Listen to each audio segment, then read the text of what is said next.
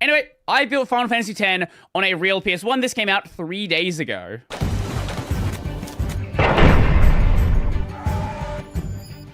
Like, it is graphically impressive for like This a PS1. is my homebrew demo of Final Fantasy X running on the original PlayStation, not a PC remake or a retro shader, which is a problem because Final Fantasy X was built for the PS2, and it was one of the biggest leaps forward the series had ever made. So I wanted to answer a weird question. What if instead of Final Fantasy VII, 8, or 9, this was the story Square had tried to make on the PS1? Well, we wouldn't know until we tried, so let's get into it. The slice I picked was Seymour's fight at Macalania Temple, because that scene is basically a stress test for every major mechanic of the game. The first version of the map wasn't that great. It was mostly me trying to get the proportions of the room to make sense before worrying about whether it looked good. So I blocked out the floor and walls first, and that's always the awkward stage because it looks so plain. Once the floor textures went in, the project finally started to look a little bit like a game. The wall textures pushed it further, and then the separate door model and dome gave the back of the room something to focus on. That was the point where I realized the camera was going to matter as much as the geometry. Yeah, I you'd have spent to a use while like a in fixed free camera. cam just trying to find a shot that felt believable. That sounds like a small step, but old Final Fantasy games were highly dependent on camera placement. Yeah, I've discussed this a number of times. There are so many shots in 7, which I think only work with a fixed camera. FF7 fixed camera. Let me see if I can find a... the forest scene. FF7 forest. This one. Yes. The sleeping forest. So, I don't know why they have cloud in the shot, but you're in like the center here, and you're constantly fixed on this glowing thing in the distance. You don't have like this camera you can just like look around wherever you want. You know exactly where you have to go. Same with shots like this, right? Like you can do some kind of janky things with how you're handling the staircases because you have a fixed camera that is always pointing in a certain way. Final Fantasy VII through Final Fantasy IX are full of angles that quietly tell you what the scene is about. Resident Evil does the same thing in a horror context. And once the camera was fixed, I could do something really cool. But before that, I needed people in the room. Titus was the first character I brought in, and the scene immediately felt better. A room can look fine in a still image, but it doesn't become a game until someone can move through it. Then I added the other party members. They weren't doing anything yet, but even static party placement matters in a Final Fantasy scene. But once I added Seymour, the scene began to break. Seymour was different because he was a live textured model. The scene started lagging badly, and that forced the first major decision. Instead of rendering the temple every frame, I captured the finished camera view without the characters and turned it into the background. In the build, that background becomes PS1 TIM textures drawn back as flat strips across the screen. The console's not really drawing the temple anymore, it's drawing an image of the temple, then placing the live characters and UI over it. I love old game design. I fucking adore old game design, because this is bullshit that you don't have to do anymore, but if you do it, you can get so much optimization out of it. I wish, like, you know, a lot of indie game developers, they make really cool stuff. I do kind of wish there was more devs who were truly exploring the past. Like, making new games with more, like, cleaner modern mechanics, but taking advantage of these ancient techniques, getting these games running on just absolute potatoes. And that's exactly the kind of trick that made PS1 Final Fantasy work. When you look at places like Midgar or Balam Garden, most of what you're admiring is not real-time 3D. It's pre-rendered art with real-time characters walking through it. Which is part of the reason why when you upscale these games, the games still look very scuffed, because it is a texture in the background. The models look clean, but the backgrounds are still rough as fuck. Once the room was working, I started building the cutscene logic. The trigger is simple in a very old RPG way. Titus can run around until he reaches the center of the room, the code checks his distance from that point, and once he's close enough, control gives way to the cutscene. At first, the dialogue box appeared instantly. It worked, but it felt like debug text, so I used Final Fantasy VIII as a reference point. I made the text box open over a few frames. It's not a huge feature, but it made the cutscene feel much more intentional. Do you know And my I favorite is the reversed the Commodore 64 animation when the new line was coming yeah, in. yeah. Then I started scripting the actual confrontation. Yuna enters partway through, runs toward the party, and turns towards Seymour. But before we could do the fight, I wanted to add an FMV, or full motion video. Some of those old square FMVs from the PS1 era are so memorable, and they must have seemed incredible graphically compared to the actual game graphics from that time. I made a short 90s CG style shot of Seymour in Blender, then rendered it into a normal video. For the PlayStation, this gets converted into like if you go back and not just Square, Blizzard. If you go back and look at like the Warcraft 2 cinematics, they look kind of bad today, but for the time, holy STR file. That's the disk streaming video format the console can feed into its MDEC hardware, which is basically the PS1's dedicated FMV machine. The video is not just loaded into RAM and played from memory, it streams in sectors from the disk while the scene is running.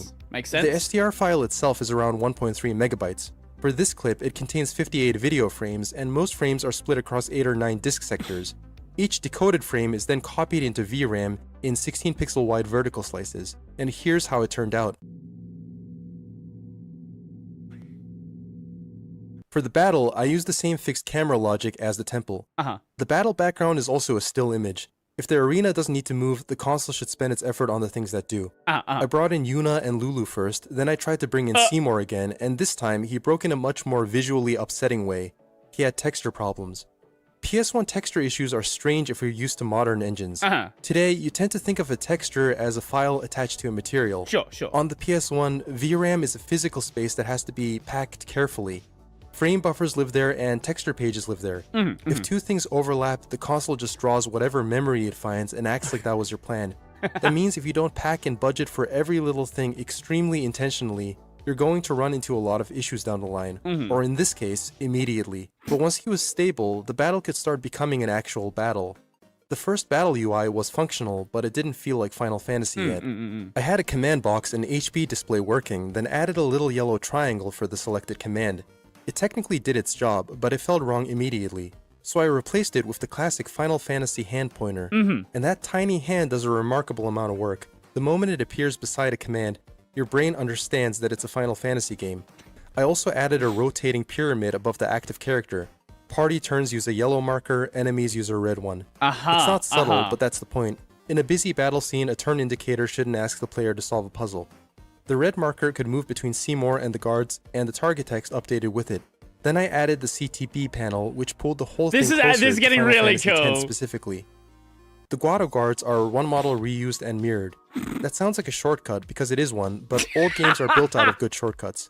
People sometimes talk about palette swaps like they were just lazy, but on older hardware, they were... They are lazy when you have the resources for them. Like, you know, a good sort of similarity if you want to go with Final Fantasy, right? You have the Omega weapon, Emerald weapon, and Ruby weapon, right? Like, they are...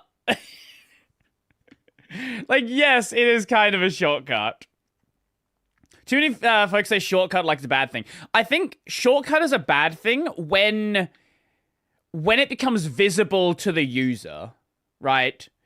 Like, there are a lot of like, we watched a video the other week about how the Guilty Gear animation works. There is a lot of jank shortcuts with how Guilty Gear animation works. Like, some of the shadows, for example, are just painted onto the model.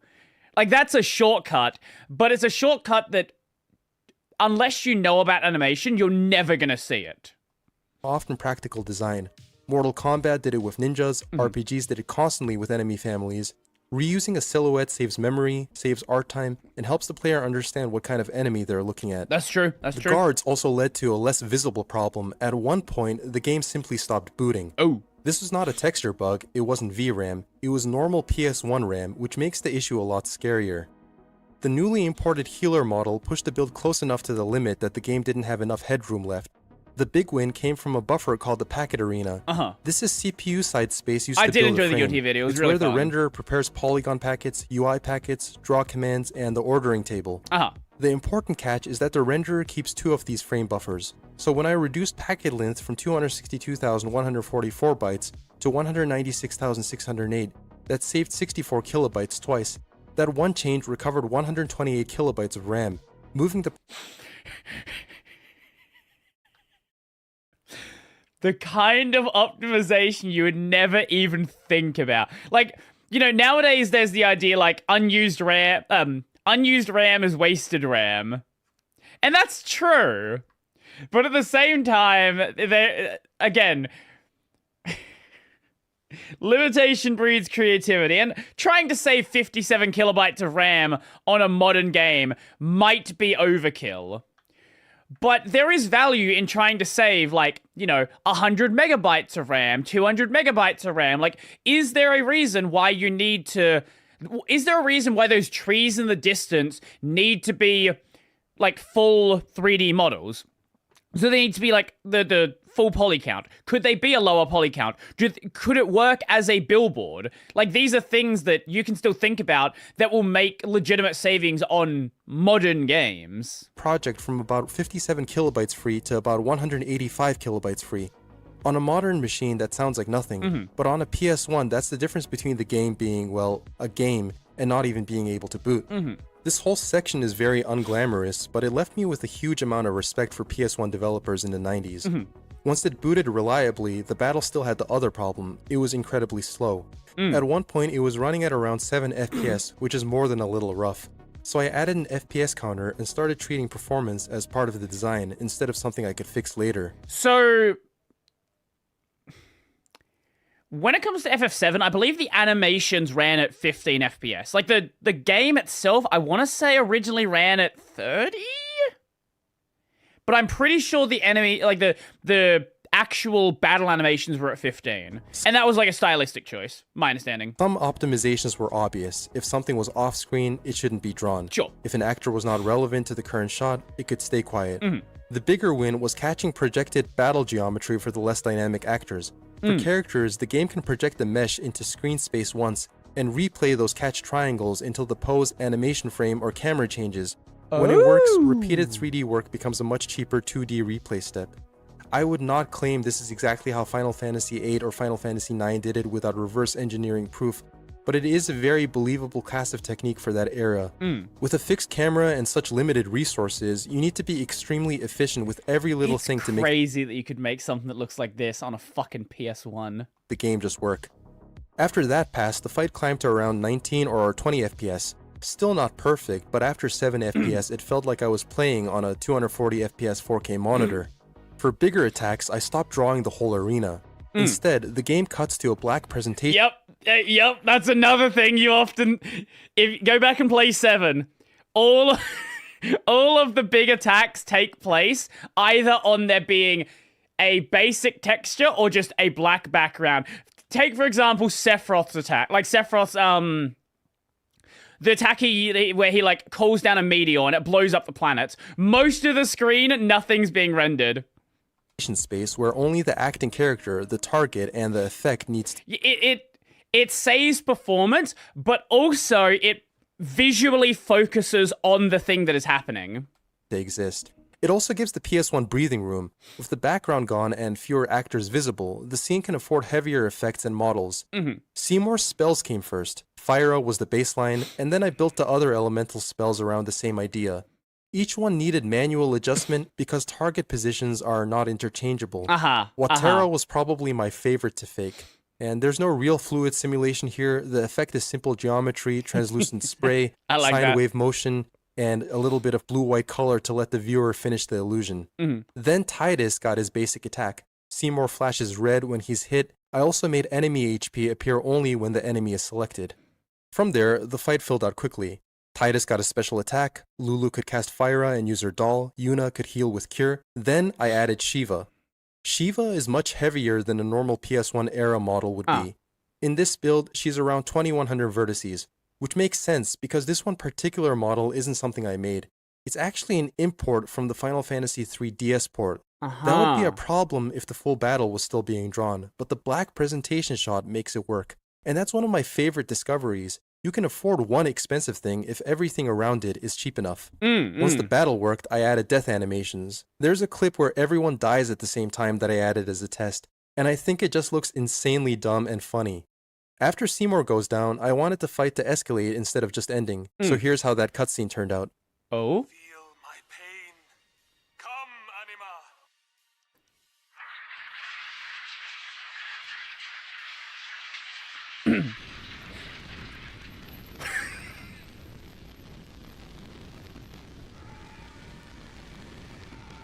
The whole cutscene is actually pretty simple. One thing that he hasn't addressed at all is music. He has sound effects, but music has not been a concern at all.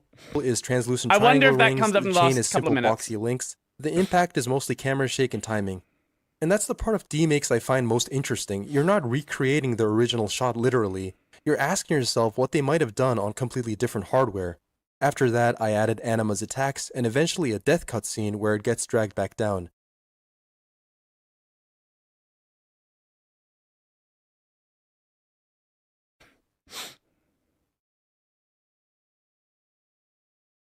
After the Macalania slice was working, I made a few extra scenes. The first was the Titus Fuck laughing off. scene, because every Final Fantasy X project is legally required to include it.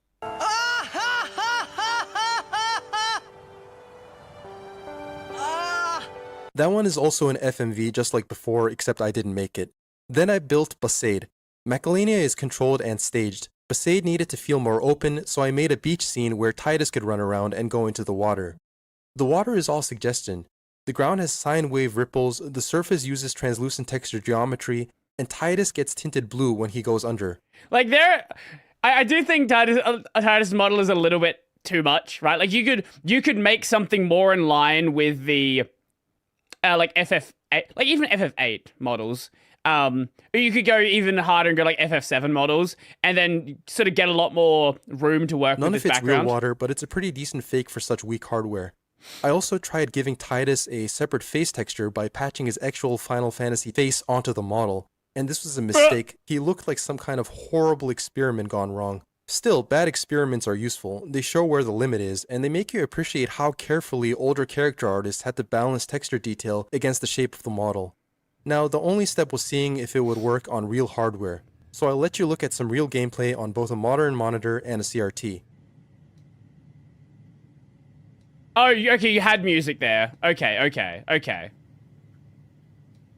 He didn't talk about the music, though.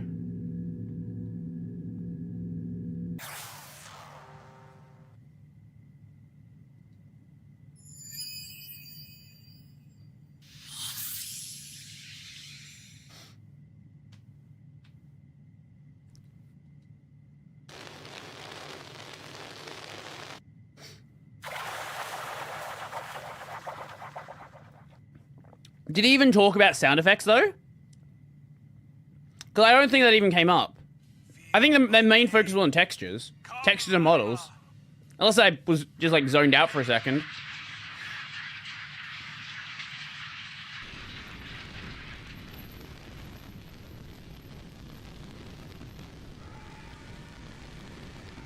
Come.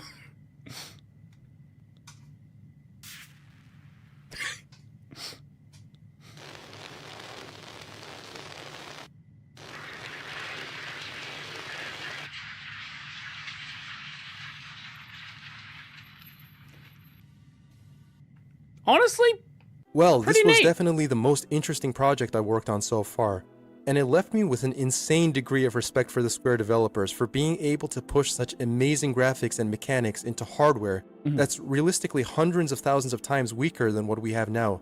But it really helps us understand why they waited until the PS2 to do a massive concept like Final Fantasy X. If you enjoyed this video, please consider subscribing as it really helps the channel. Leave a comment below suggesting what you want to see me do next, and I'll see you in the next one. That was fun. I enjoyed that.